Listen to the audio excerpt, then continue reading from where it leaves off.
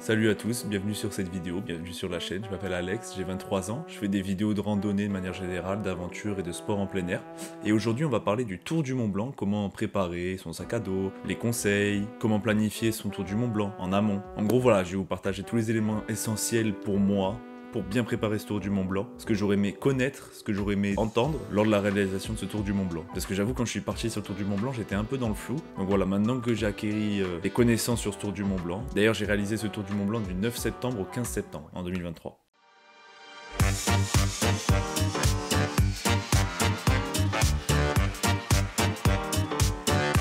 Alors pour commencer, pour moi les deux choses les plus importantes, c'est ça les gars, la carte IGN et le topo guide. Sur la carte IGN, évidemment vous connaissez le principe d'une carte IGN, elle va permettre de vous aider à vous repérer sur le Tour du Mont Blanc, le topo guide aussi d'ailleurs. C'est une carte 1/50 millième qui va bien vous aider à vous repérer, bien programmer vos tours du Mont Blanc, parce que lui pour le coup il contient que les kilomètres et les distances en temps, on va voir plus les détails de chaque étape mais il contient pas de profil altimétrique. Donc voilà, avec les deux on arrive à bien s'en sortir de manière générale, donc je recommande effectivement d'acheter les deux, c'est très important. Pour la marque, moi c'est le topo guide de FF Randonnée et carte IGN du Tour du Mont Blanc quoi.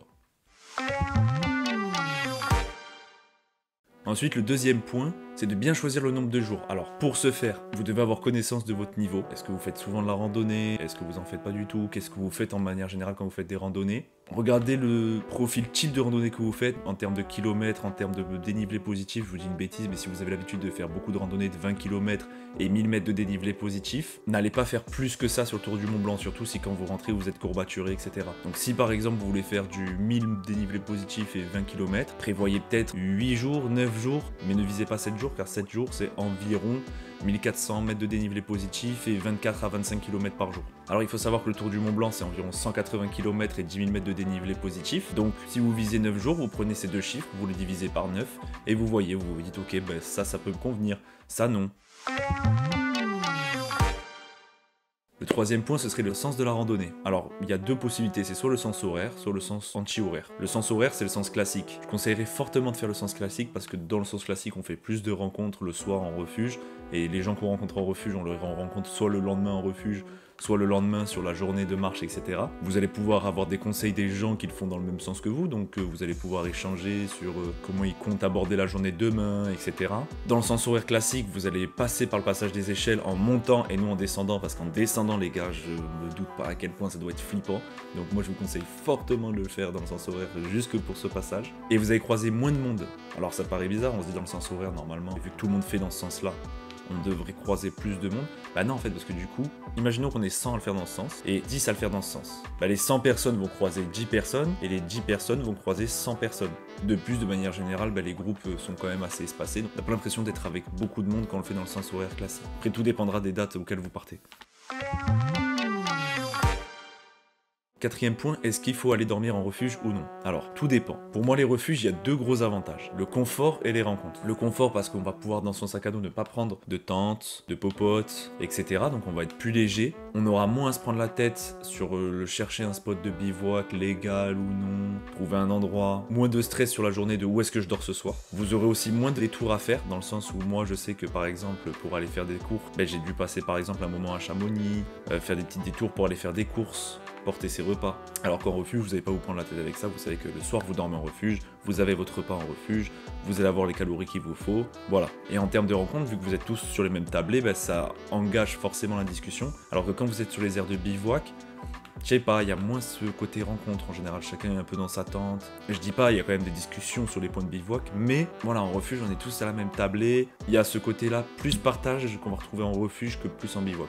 Après, les inconvénients des refuges, il y a l'inconvénient financier. Il faut savoir qu'en moyenne, un refuge pour la demi-pension, c'est à peu près 60 €. En moyenne, ça va de 50 à 80 et même il y en a des fois 45. Donc forcément, financièrement, c'est pas du tout la même que quand on est en bivouac, on va économiser cette somme tous les jours. Et pour moi, le deuxième inconvénient, c'est le manque de flexibilité. En effet, pour dormir en refuge, vous allez devoir réserver sur le site montourdumontblanc.com. Vous allez être obligé de passer par là pour pré-réserver et ensuite vous paierez la suite en arrivant en liquide. D'ailleurs, si vous comptez faire le Tour du Mont Blanc, je vous conseille fortement de tirer une importante somme de liquide, ne serait-ce que pour les courses, les nuits en refuge, parce qu'ils n'acceptent pas la carte en général des refuges. Donc voilà, manque de flexibilité sur les nuits en refuge. En effet, vous allez devoir réserver sur Mon Tour du Mont Blanc et prendre ce qui reste.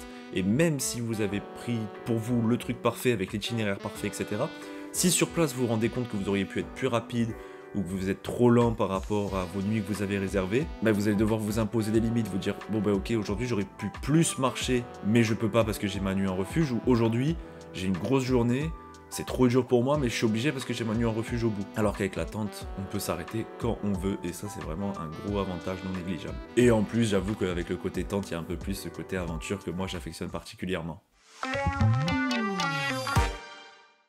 Cinquième point, pour moi, ça va être le ravitaillement. Il faut savoir que grâce au topo guide, vous allez pouvoir voir où est-ce qu'il y a des points de ravitaillement sur votre route. Ici, vous avez un tableau avec les spots de bivouac, les endroits où vous pouvez faire des courses, les endroits où on peut manger, les refuges, avec les distances et les durées. Et vous avez des points sur ce tableau sur est-ce qu'il y a un point de ravitaillement, etc.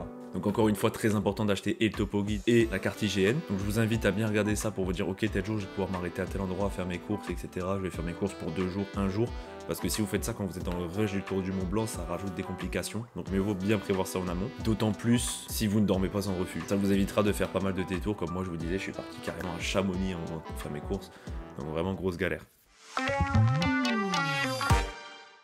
Je vous conseillerais de partir de Léouche. Alors Léouche, c'est le départ officiel du Tour du Mont Blanc. Il y a un camping à Léouche qui s'appelle le camping de Bellevue. Il n'est pas très cher. Vous êtes vraiment sur le Tour du Mont Blanc et il y a possibilité d'y dormir la veille de votre départ. Donc comme ça, vous le matin, vous êtes direct sur le Tour du Mont Blanc et de laisser votre voiture dans le camping pour une somme. Je ne me rappelle plus c'est combien. Il me semble que c'est 15 € par jour environ. Mais voilà, sachez qu'il y a cette possibilité de garer son véhicule à ce camping pour qu'il soit sécurisé et vous comme ça, vous arrivez J-1 au camping, vous stationnez votre véhicule, vous n'avez plus à vous prendre la tête et jour J, hop, vous partez. Et le jour de votre arrivée, hop, vous faites votre dernière nuit au camping de Bellevue, vous repartez avec votre voiture. Ça, c'est quelque chose que je ne savais pas avant de partir sur le Tour du Mont Blanc. Sinon, si vous voulez faire comme moi et ne pas trop dépenser d'argent, il y a des parkings de manière générale en bas des remontées mécaniques sur tout le Tour du Mont Blanc. Vous pouvez choisir de vous y garer, de vous y stationner, c'est gratuit, c'est légal. Moi, par exemple, je me suis garé au parking du Gîte de Bon-Abri à Champélac. Je me suis garé pour 3 raisons. Le premier, c'est que c'est un grand parking, donc je saurais qu'il y aurait de la place. Deuxième raison, c'est qu'il est vraiment sur le Tour du Mont Blanc, il n'y avait vraiment aucun détour à faire. Et troisième raison, j'ai décidé de me garer en Suisse pour passer une nuit de moins en Suisse. Alors vous allez me dire pourquoi tu voulais faire une nuit de moins en Suisse. Les gîtes, les courses, la nourriture de manière générale, tout coûte plus cher en Suisse, donc je voulais passer le moins de temps possible en Suisse. Et je savais qu'en partant le 9 septembre de Champélac, donc de Suisse, je savais que la nuit du 9, je la passais en France. Au final, en faisant ça, je n'ai passé qu'une seule nuit en Suisse. Je n'ai eu aucun frais à dépenser en Suisse, ce qui m'a permis de faire des économies de manière générale sur le Tour du Mont Blanc. Il faut savoir que de manière générale, dans les refuges ou les tabacs, si vous avez des affaires qui ne vous servent plus, vous pouvez les laisser là-bas pour une modique somme d'argent, je ne saurais pas vous dire laquelle. Mais voilà, si vous voulez vous délester un peu, vous vous rendez compte que votre sac est trop lourd, qu'il y a des choses que vous avez pris qui ne vous servent pas, sachez que en tabac, en refuge et d'autres points que je ne connais pas, vous pouvez laisser des affaires et vous délester, soulager votre dos, c'est très important. A l'inverse, imaginons que vous partez de Léouche et que de Léouche à Courmayeur, vous n'avez pas besoin de votre duvet, vous pouvez aller déposer votre duvet à Courmayeur, commencer votre tour du Mont Blanc sur 2-3 jours, et arrive à Courmayeur, récupérer votre duvet pour la fin de votre tour du Mont Blanc. C'est une solution, je ne sais pas pourquoi vous n'auriez pas besoin de votre duvet, mais voilà, si jamais c'est le cas, il y a des solutions comme ça qui existent. Vous avez des pique-niques en refuge qui sont emportables, que vous ayez dormi en refuge ou non, pour environ 10 € le panier repas. C'est des paniers repas qui sont complets, qui sont de qualité, qui vous permettent de ne faire aucun détour. Comme moi je vous ai expliqué, je suis déjà allé à Chamonix carrément faire des courses, alors que le Tour du Mont Blanc ne passe pas du tout par Chamonix, il passe au-dessus. Donc vous pouvez garder ça en tête. 10 € c'est pas si cher payé pour ce que vous allez avoir dans votre panier repas, sachant que de manière générale, vu que c'est frontalier à la Suisse, que c'est un endroit touristique, les courses, les restos, les snacks, tout coûte cher de manière générale. Donc 10 € le pique-nique en refuge pour le confort que ça apporte, pour ce que ça représente en termes de quantité et de qualité, c'est pas si cher que ça les gars, franchement. Donc voilà, gardez ça en tête, même si vous ne dormez pas en refuge, vous pouvez avoir un petit pique-nique pour 10 € si vous passez pas loin d'un refuge. Peut-être que des fois ils vont refuser par rapport à la quantité prévue, vu que la plupart des refuges se font approvisionner en hélicoptère, mais voilà, sachez que cette solution existe.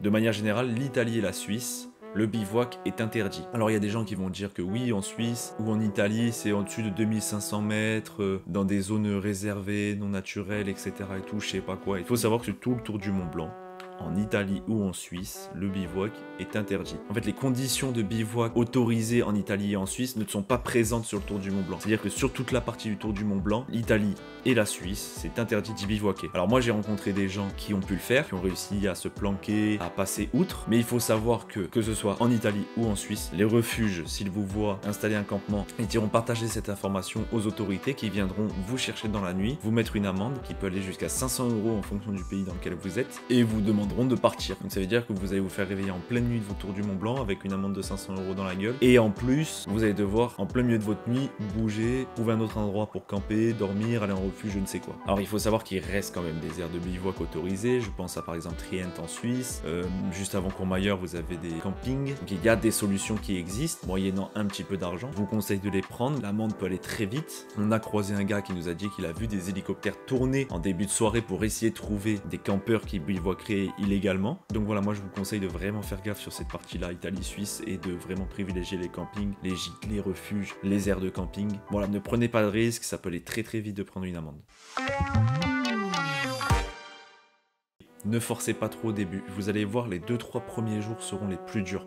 C'est normal, il faut que votre corps commence à s'habituer à cet effort, qu'il comprenne qu'il va rester dans le jus pendant plusieurs jours. Donc voilà, les 2-3 premiers jours seront les plus durs. Donc je vous conseille vraiment de rester en réserve, d'apprendre à connaître votre corps, à comprendre comment il fonctionne, comprendre quel rythme vous convient le mieux. Moi je sais que les 2-3 premiers jours, on partait vraiment vite avec mon collègue. On marchait vraiment vite de manière générale et on faisait des pauses environ tous les 2 heures et c'était vraiment pas la bonne chose à faire. On s'est rendu compte par la suite sur la fin du Tour du Mont Blanc qu'il fallait mieux avoir un rythme lent de manière générale et de ne s'arrêter seulement au sommet des cols et pour manger. C'est-à-dire que sur une journée où on avait 2 cols, on s'arrêtait 3 fois. Donc c'est-à-dire on s'arrêtait par exemple sur le premier col, on mangeait en bas du premier col, on faisait le deuxième col et hop on arrivait au refuge. Et c'était les seules fois où on s'arrêtait. Et on s'est rendu compte qu'en faisant ça, on était plus rapide et on faisait moins d'efforts. Alors je dis pas, c'est pas forcément une course contre la montre le Tour du Mont Blanc, mais vous allez vous rendre compte qu'en allant plus vite, vous allez pouvoir profiter de manière générale plus de vos journées, plus de vos moments de repos en refuge. Et voilà, c'est vraiment quelque chose que je préconise. Marcher lentement avec peu de pauses, vous vous rendez compte que vous allez aller vraiment plus vite. L'approvisionnement d'eau, je sais pas comment vous réagissez, moi personnellement je bois l'eau des rivières sans pastilles, sans rien, sans filtre, etc.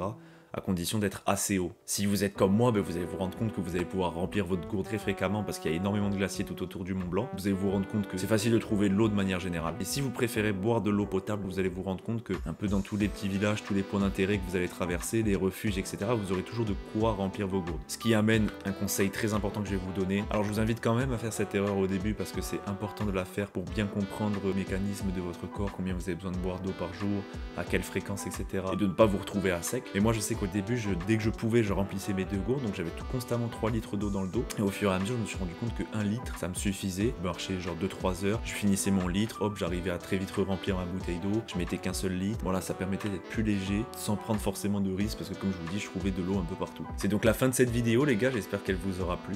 J'espère que les conseils que je vous ai donnés vous paraîtront pertinents et vous aideront à la réalisation de ce Tour du Mont Blanc. Je vous invite à regarder ma trilogie Tour du Mont Blanc, elle est disponible dans cette playlist juste ici. Si vous avez des questions, n'hésitez pas à les laisser en commentaire, j'essaierai d'y répondre. Je vous invite donc à liker, commenter, partager cette vidéo, vous abonner pour d'autres aventures dans ce genre-là. Sur ce, moi je vous laisse, merci d'avoir regardé la vidéo. A bientôt pour une prochaine aventure, ciao les gars!